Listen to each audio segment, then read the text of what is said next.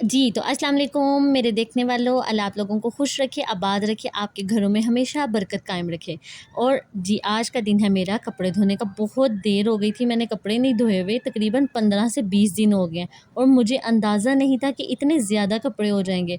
जब रात को मैंने देखा था तो एक ही बास्केट फुल थी, और जब आगे-पीछे नज़र दुराओ, बिस्तरे उठाओ, तो फिर पता चलता है कि असल में कपड़े कितने ज़्यादा हैं। फिर आज अल्लाह का नाम लिया और सोचा कि आज तो कुछ भी हो जाए, कपड़े धोकर ही छोड़ने हैं। वैसे सुबह मैं 6-7 बजे उठकर मशीन लगाती हूँ, आज भी 6 बजे उठ तो गई थी, लेकिन फिर पता नहीं क्या हुआ, मैंने कहा कि चलो 5 मिनट के लिए लेटती हूँ, 5 मिनट के बाद उठती हूँ। फ़ोन देखते-देखते मैं सो गई और मेरी आँख पूरे 2 घंटे के बाद उठी, 8 बज के 4 मिनट पे मेरी आँख खुली।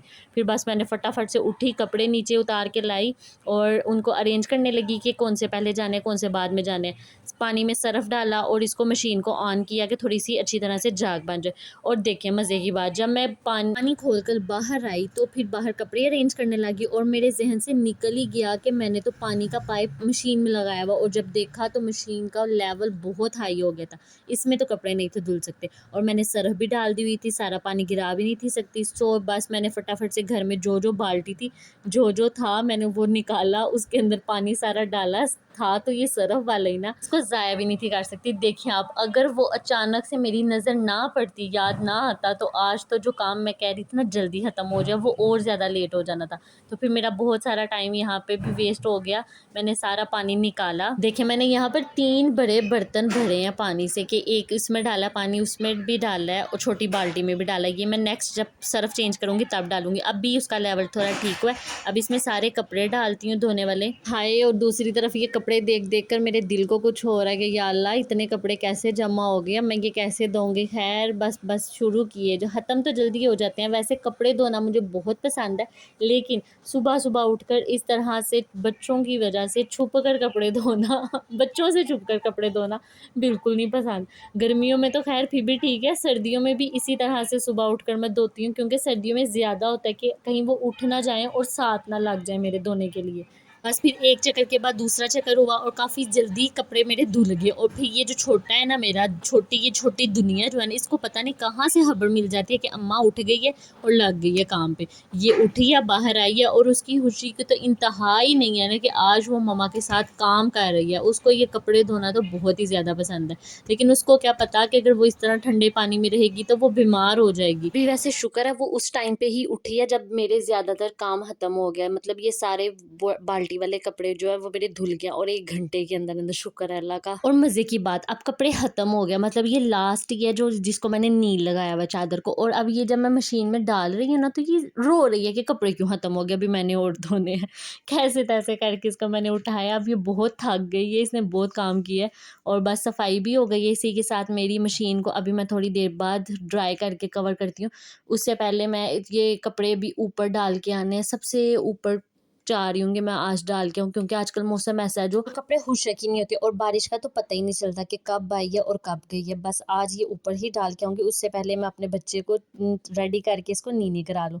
और जैसे ही मैंने इसको नहलाया, कपड़े चेंज किए हैं, ये फ़ौरन मेरी गोद में सो गई। इतना मुझे इस पे प्यार आ रहा था ना, ये भी सोच रही होगी कि आज मैंने कितना काम किया मामा के साथ, और इसके लिए ये भी काम बहुत है। उसको सुलाने के बाद सोचा कि पहले मैं मशीन को ड्राई कर ही लूँ, फिर उसके ऊपर पानी के निशान बन जाते हैं तो फिर वो मुझे अच्छे नहीं लगते। बस इसको ड्राई करती हूँ। एक तो ये इतनी डीप है ना कि मेरा हाथ नहीं जाता अंदर, बड़ी मुश्किल से इसके अंदर मैं आगे नीचे कुछ रख के उसके ऊपर खड़े होकर इसको अंदर से साफ़ करती हूँ। खैर इसको साफ़ करने के बाद ऊपर जाती हूँ, जाके ये कपड़े अब डालने हैं। अब इनकी जगह डिसाइड करनी है कि कहाँ पे डालूँ। ऊपर से हवा भी चल रही है, ये भी डर है कि कहीं कोई कपड़ा उड़ ना जाए। सुबह-सुबह इतना प्यारा ये मौसम लग रहा है ना, ठंडी-ठंडी हवा, और बिल्कुल भी कोई गर्मी नहीं लग रही। और अब भी थोड़ी देर होगी ना, तो यहाँ पे जब सूरज आएगा तो फिर पता चलेगा कि कितनी गर्मी है।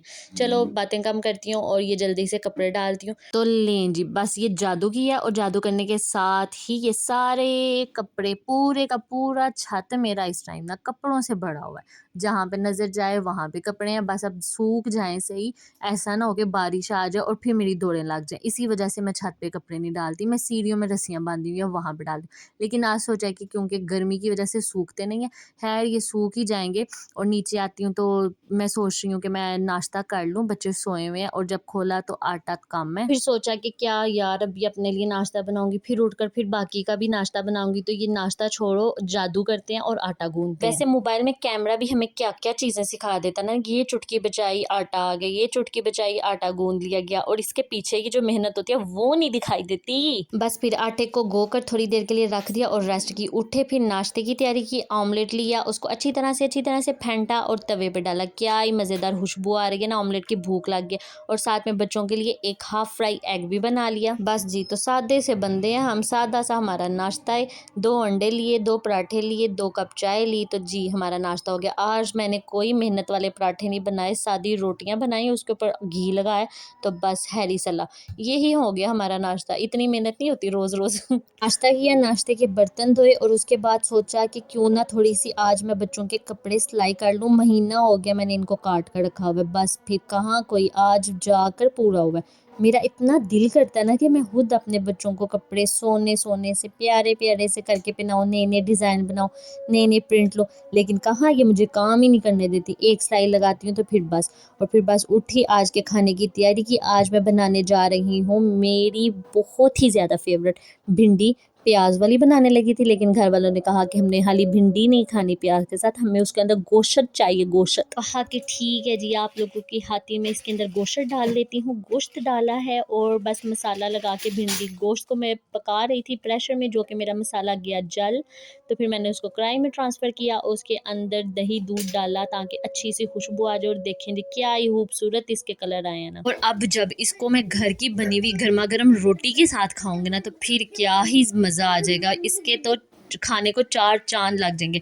और इसी के साथ अब दे मुझे इजाज़त, हम फिर मिलेंगे एक नए दिन एक नई वीडियो के साथ। आप लोगों का बहुत बहुत शुक्रिया मुझे सपोर्ट करने का, मेरी वीडियोस देखने का, और अगर आपने यहाँ तक ये वीडियो देख लिया तो लाइक शेयर और सब्सक्राइब कर दें। अल्लाह हाफिज़।